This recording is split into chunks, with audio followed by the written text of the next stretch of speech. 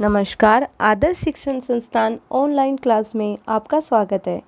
कक्षा 5 के पर्यावरण विषय में आज हम पाठ 13 का अध्ययन करेंगे, जिसका शीर्षक है पानी से खेले। इसके प्रथम वीडियो में हमने बताया कि पानी के कई अलग अलग प्रयोग बताए थे। चीनी डालकर, नमक डालकर, चौंक का बुरादा, ये सब डालकर हमने अलग अलग इसके प्रयोग किए थे। उसके बाद में हमने कांच के गिलास में पानी, गर्म पानी, ठंडा पानी डालकर वो भी प्रयोग करके देखा था। इस बार है कि आधी बाल्टी पानी डालकर अलग अलग तरह के प्रयोग करके देखे गए हैं। जैसे कोई पेन डालकर कि वो पानी में तैरता है या डूब जाता है। पेन के कई भाग अलग अलग करके फिर डाल के देखते हैं कि वह डूबता है नहीं डलता। सिक्का डालकर, यानी पानी में अगर सिक्का डालते हैं तो वह डूबता है, तैरता है, वो सभी उसमें किया है। पेन की रिफ़िल डालकर कि वह तैरती है, तिरछी खड़ी हो जाती है, इन सब के बारे में इसमें बताया गया है। इसमें पहले है कि ऊपर जो आपने पहले कई प्रयोग किए हैं उनकी गतिविधियों से चीज़ों के घुलने के बारे में आपने क्या समझा, अपनी कॉपी में लिखिए। यानी ये प्रश्न है कि आपको ऊपर जो मैंने अभी बताया था कि गर्म पानी, ठंडे पानी से मतलब क्या क्या होता है, कौन सी जल्दी चीज़ें घुलती है, किस में नहीं घुलती, वो सब के बारे में आपको लिखना है। तो अगर आप बताना चाहो तो आप इसमें बता सकते हो कि ऊपर जो गतिविधियाँ की गई है उसमें ठंडे पानी की अपेक्षा गर्म पानी में चीज़ें जल्दी घुल जाती है, पानी को चम्मच से हिलाने पर भी जल्दी घुल जाता है, ये सब आप इसमें बता सकते हो। अब तक हमने देखा कि कुछ चीज़ें पानी में घुल जाती है और कुछ नहीं घुलती, कुछ जल्दी घुल जाती है, कुछ देर से घुलती है। ठंडे पानी की अपेक्षा गर्म पानी में चीज़ें जल्दी घुल जाती है, वह हिलाने पर भी चीज़ें जल्दी घुल जाती है। ये सब अपने को कल बताया गया था, किंतु इसका फिर से दोहरान बताया। आपने देखा होगा कि कुछ जैसे कुएं, तालाब आदि में कुछ चीज़ें पानी के ऊपर तैरती रहती है, जबकि कुछ चीज़ें डूब जाती है। आओ अब देखें कि पानी की चीज़ें कैसे तैरती है, कैसे डूबती है। यानी इस तरह से अब आगे प्रयोग बताया गया है कि अगर आप आधी बाल्टी पानी भरकर लाएंगे, सभी मिलकर कुछ चीज़ें इकट्ठा करें, जैसे चौक का टुकड़ा, पेन, रबड़, कागज़ का टुकड़ा, माचिस की तीली, स्पंज, चाबी, सिक्का, प्लास्टिक की पानी से भरी बोतल आदि चीज़ें इकट्ठी करो। फिर वो बारी बारी से उन चीज़ों को डाल के देखो कि कौन सी चीज़ें अंदर डूबती है और कौन सी ऊपर तैरती रहती है। इन चीज़ों को एक एक करके बाल्टी में डालकर देखेंगे तो कौन सी डूबती है, कौन सी तैरती है, इन सब की जानकारी अपन खुद प्रयोग करेंगे ना, तब हमें को पता चलेगा। और फिर इसके ऊपर अपने को अलग अलग विचार भी आएंगे, क्या क्या हुआ वो अपने आंखों के सामने होगा। जैसे इसमें नीचे ब्रैकेट दिया हुआ है कि वस्तुएं जो पानी में डालते ही डूब जाती है और कौन सी वस्तुएं जो तैरती रहती है वो उस कॉलम में लिखना है, और वस्तुएं जो पहली तैरती है फिर डूब जाती है। यानी ऐसे कई प्रयोग है। जैसे अपन आलपीन को ले लेते हैं, आलपीन लेंगे, अगर उसको सीधा डालेंगे तो वो पानी के नीचे चल जाएगी, और वही हम कागज़ के ऊपर रख कर फिर पानी में रखेंगे तो थोड़ी देर तो तैरेगी, जैसे ही वो पानी गीला हो जाता है तो आलपीन नीचे चल जाती है। इस तरह से आप खुद प्रयोग करेंगे ना तो पता चल जाएगा। फिर नीचे दिया है कब तैरा कब डूबा, यानी आधी बाल्टी पानी लेकर उसमें ढक्कन लगा हुआ बॉल पेन, यानी आपका पेन है, वो डाले, देखिए वह डूबता है या तैरता है। अब उसका ढक्कन अलग करके फिर से पेन व ढक्कन को पानी में डाली। यानी ये प्रयोग करके देखेंगे ना आप कि पेन को पहले डायरेक्ट डाल के देखेंगे, फिर ढक्कन अलग, पेन अलग, वो डाल कर देखना। उसके बाद में जो पेन की रिफ़िल है वो अलग डाल कर देखना। फिर पेन का ढक्कन, रिफ़िल सब और चीज़ें अलग अलग डालकर आप उसमें बोतल में मतलब बाल्टी में डाल के देखेंगे ना, तो आपको पता चलेगा कौन सी वस्तु तैर रही है, कौन सी डूब जाती है। ढक्कन और रिफ़िल ये प्लास्टिक के और वो हल्के भी होते हैं, तो वो तो ऊपर तैरेंगे, किंतु रिफ़िल अंदर नीचे चल जाएगी क्योंकि उसमें पीछे से पानी भर जाएगा, इस वजह से वो नीचे चली जाएगी। अब आपने पेन को तिरछा खड़ा देखा होगा पानी में, अलग अलग स्थितियों में भी देखा होगा। आपने अपने अनुभव इस कॉपी में लिखिए, यानी जो आपकी कॉपी है नोटबुक, उसमें आपको ये लिखना है। और इसमें अगर आप पहले स्टार्टिंग में एक एक चीज़ डालेंगे ना, जैसे पेन है, पेन को अब अलग डालेंगे, ढक्कन को अलग डालेंगे, फिर रिफ़िल को अलग डालेंगे, इससे आपको अलग अलग नॉलेज होगा कि आप अलग से बता सकेंगे।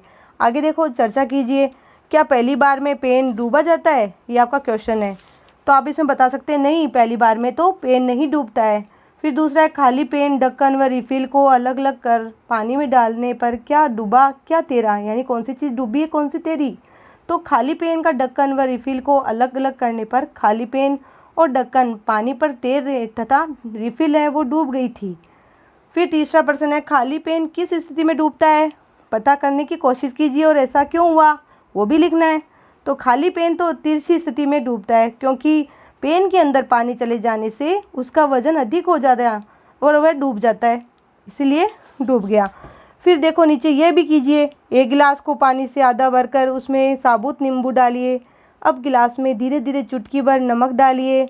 इस तरह 3-4 चुटकी नमक डालने पर आपने क्या देखा, कक्षा में चर्चा कीजिए। नींबू कब डूबा कब तैरा, यानी ये छोटा सा प्रयोग है कि अपने गिलास में पानी डालकर और नींबू डालेंगे तो नींबू पहले ऊपर की तरफ तैरेगा, जैसे ही बार बार चुटकी भर के नमक डालेंगे ना तो वो नींबू नीचे की तरफ चल जाता है। तो ये आप स्वयं प्रयोग करके देखना कि ऐसा ही होता है क्या, तब आपको पता चलेगा कौन ऊपर कौन नीचे। यानी एक फिर प्रयोग दिए गए हैं कि कांच या प्लास्टिक की एक छोटी बोतल लीजिए जिसमें आर पार दिखता हो, यानी आमने सामने सब अंदर कांच में क्या हो रहा है वो सब दिखता रहे। उसे पानी से आधी भरकर तेल की 8-10 बूंदें डालकर बंद कर दे। अब अच्छी तरह से हिलाए। देखिए बोतल के अंदर क्या दिखाई दे रहा है। अब बोतल को कुछ देर बाद बिना हिलाए रहने दे, तब क्या दिखता है, यानी जब आप उस बोतल में तेल डालकर इसको हिला रहे हो उसके बाद में उसकी क्या पोजीशन रही, क्या दिख रहा है, और फिर उसको थोड़ा शांत रहने पर भी क्या दिखा। तो इसमें यह पता चलता है कि जब वो बोतल में तेल डाला है तो पानी में वो घुलता नहीं है, वो दूध नहीं है कि वो घुल जाएगा, यानी तेल हमेशा पानी के ऊपरी सतह पर ही रहता है। चाहे आप इसमें प्रयोग करके देखेंगे तो तेल आपको पानी के ऊपर ही तेल तिरता हुआ दिखाई देगा। देखिए और बताइए, नीचे क्वेश्चन है तो देखा है कि क्या तेल पानी में घुल गया, नहीं, तेल पानी में नहीं घुलता है क्योंकि वो घुलनशील नहीं होता। तेल पानी में कहाँ दिख रहा है, तेल पानी के ऊपरी सतह पे दिख रहा है। आपने दाल सब्जी में भी तेल आते हुए देखा होगा, ऐसा क्यों होता है, तेल पानी में हल्का होता है तथा अघुलनशील होता है, इसलिए दाल सब्जी में भी तेल घुलता नहीं है और यह ऊपर दिखाई देता है। फिर नीचे एक दिन जब दूध वाले ने आवाज़ दी तो माँ ने मीना को पतीली दूध लेने को भेजा। दूध वाले चाचा ने लीटर से माप कर दूध दिया तो मीना तपाक से बोली, यानी झट से बोल गई वो, चाचा दुकानदार हमें चीनी चावल दाल गेहूँ आदि सामान किलोग्राम में तोल कर देते हैं, आप भी दूध तोल कर दो। यानी जो ठोस वस्तुएं होती है वो हमें किलोग्राम से तोल के देते हैं और जो तरल पदार्थ होते हैं दूध छाछ इन सबको लीटर से तोलते हैं, तो आप भी मतलब तोल कर दो, ऐसे बोलती है वो मीना। इतने में चाचा कहते हैं, बेटी दूध तेल केरोसिन आदि तरल चीज़ों को हम लीटर में मापते हैं, आजकल तो पानी भी बोतलों में भरकर बेचा जाता है, इसे भी लीटर से ही मापते हैं। ये सब उसके चाचा उसे बताते हैं, दूध वाले चाचा। फिर नीचे दिया है, चर्चा कीजिए। पानी की बोतल दूध की थैली या तेल का पैकेट लाकर उस पर लिखी सूचनाएं जैसे मात्रा कीमत पैकिंग की तारीख आदि पर कक्षा में चर्चा कीजिए। यानी जो भी आप दूध की बोतल ला रहे हो दूध की थैली ला रहे हो, कब बनी थी, कब उसकी डेट निकल रही है, एक्सपायरी डेट तो नहीं हो गई है, वो ख़राब तो नहीं हो गई है, इन सब की जानकारी आप उसको जब पैकिंग लेकर आएंगे ना उसके ऊपर आपको देखना, जिससे आपको पता चलेगी कि ये कब बना और कब उसका लास्ट टाइम है, यानी कब तक वो चलेगी। फिर एक कहा जाता है मित्रता दूध और पानी जैसी होनी चाहिए, ऐसा क्यों कहा जाता है, तो हम इसमें बता सकते हैं कि इसलिए ऐसे कहते हैं क्योंकि जब दूध और पानी दोनों को मिलाया जाता है तो वे दोनों मिलकर एक रंग और आकार के दिखते हैं, उन्हें अलग अलग नहीं किया जा सकता। मित्रों को भी इसी प्रकार एक जैसा ही दिखना चाहिए, तभी मित्रता लंबे समय तक रहती है। यानी इसमें मित्रता के बारे में बताया है दूध और पानी की उपाधि देकर, यानी दोनों जैसे दूध को पानी को हम एक साथ करते हैं ना तब पता नहीं चलता, ना ही उसे अलग कर सकते हैं, वैसे ही मित्रता रखनी चाहिए। उसके बाद में बताया गया है कि पता कीजिए और लिखिए आपके घर में कौन कौन सी वस्तुएं किलोग्राम में तोल कर लाई जाती है। तो इसमें हम बता सकते हैं कि हमारे घर में जो ठोस वस्तुएं हैं जैसे सब्जी दालें बेसन चावल आटा आदि किलोग्राम में तोल कर लाई जाती है। दूसरा बताया है आपके घर में कौन कौन सी वस्तुएं लीटर में मापी जाती है। तो इसमें बता सकते हैं हम जो तरल पदार्थ है जैसे दूध घी तेल व छाछ आदि लीटर में मापी जाती है। नीचे फिर वापस प्रश्न दिया है कि अलग अलग 3-4 प्रकार की खाली बर्तन लीजिए, उसमें 1 लीटर की बोतल से पानी डालकर देखिए किस बर्तन में कितने लीटर पानी आता है। तो इस साइड में आपको बर्तनों के नाम लिखते हैं, जैसे कढ़ाई में कितना पानी है, 1 लीटर पानी आता है, वो तो उसके आकार पे बनता होगा, आपका कौन सी कढ़ाई है उस पर आकार पर निर्भर करेगा।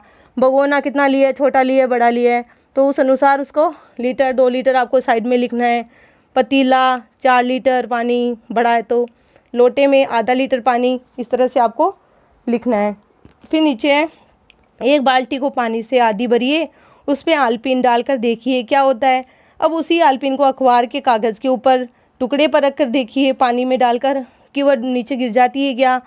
तो इस तरह से प्रयोग आपको करना है। पहले भी बताया गया है कि अपन अगर सीधे आलपीन डालते हैं वो पानी के अंदर चल जाती है, और कागज़ के ऊपर रख के फिर रखेंगे पानी की सतह पर तो वो तैरेगी।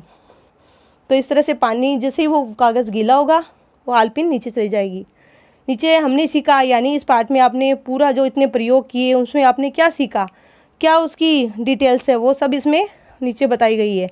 हमने सीखा में कि कुछ वस्तुएं पानी में घुल जाती है, कुछ पानी में नहीं घुलती, यानी कुछ वस्तुएं घुलनशील होती है जो कि पानी में घुल जाती है, और कुछ नहीं घुलती क्योंकि वो अघुलनशील होती है।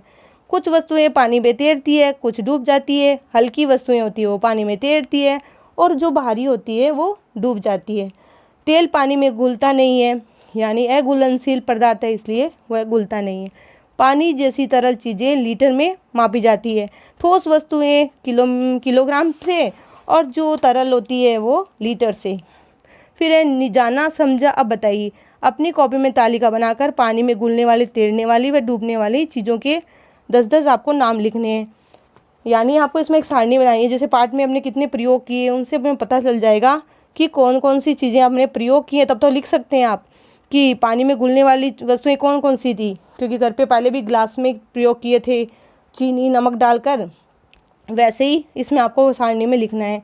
पानी में तैरने वाली वस्तुएं लिखनी है, डूबने वाली वस्तुएं लिखनी है, और पानी में डूबने वाली वस्तुएं यानी तुरंत डूबने वाली, एक थोड़ी देर बाद डूबने वाली। थोड़ी देर डूबने वाली में तो आप आलपीन जो है ना, जिसको पहले कागज़ पे रख के रखा तब वो थोड़ी देर तो रही, पर जैसे ही कागज़ गीला हो गया तो वह डूब गई। तो इस तरह से इसमें आप इस कॉलम में आप ये बात लिख सकते हैं। और ये बस यही है, ब्रैकेट में चीज़ें आप बताई रखी है उसके अनुसार लिखना है।